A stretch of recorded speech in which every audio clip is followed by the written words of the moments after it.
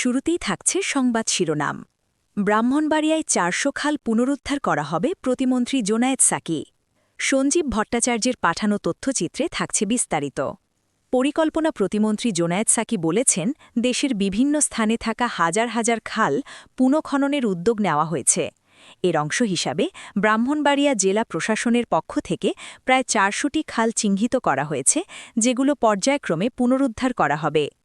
১৬ March সোমবার দুপুরে বিজয়নগর উপজেলার বোয়ালিয়া খাল পুনঃখনন কাজের উদ্বোধনী অনুষ্ঠানে সাংবাদিকদের প্রশ্নের জবাবে তিনি এসব কথা বলেন।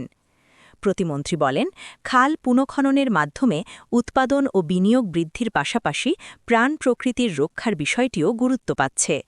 অর্থনৈতিক উন্নয়ন এবং পরিবেশ সংরক্ষণের সমন্বয় ঘটিয়ে সরকার উন্নয়ন কার্যক্রম বাস্তবায়নের উদ্যোগ নিয়েছে। জানা গেছে, বোয়ালিয়া খালটির মোট দৈর্ঘ্য প্রায় ৬ কিলোমিটার এবং এটি দুই প্রান্তেই তিতাস নদীতে গিয়ে মিলেছে। এর আগে খালের ৪ কিলোমিটার অংশ খনন করা হয়েছিল। সোমবার অবশিষ্ট ২ কিলোমিটার এবং একটি শাখা হয়েছে প্রায় ৩১ লাখ টাকা। প্রকল্পটি বাস্তবায়ন করছে বাংলাদেশ কৃষি উন্নয়ন কর্পোরেশন। প্রতিমন্ত্রী জোনায়েদ সাকি বলেছেন, নদী, নালা, খাল ও বিল আমাদের জীবনের জন্য অত্যন্ত গুরুত্বপূর্ণ।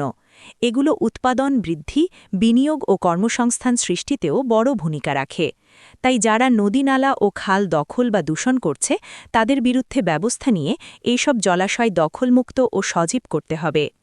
ব্রাহ্মণবাড়িয়া জেলা প্রশাসক শারমিন আক্তার জাহানের সভাপতিত্বে আয়োজিত উদ্বোধনী অনুষ্ঠানে বিশেষ অতিথি ছিলেন কেন্দ্রীয় বিএনপির অর্থনীতি বিষয়ক সম্পাদক, ব্রাহ্মণবাড়িয়া জেলা বিএনপি সভাপতি এবং ব্রাহ্মণবাড়িয়া ৩ আসনের সাংসদ সদস্য ইঞ্জিনিয়ার খালেদ হোসেন মাহবুব শ্যামল, ব্রাহ্মণবাড়িয়া ১ আসনের সাংসদ সদস্য এম এ হান্নান এবং ব্রাহ্মণবাড়িয়া জেলা পরিষদ প্রশাসক আলহাজ সিরাজুল ইসলাম সহ স্থানীয় জনপ্রতিনিধি ও প্রশাসনের কর্মকর্তারা।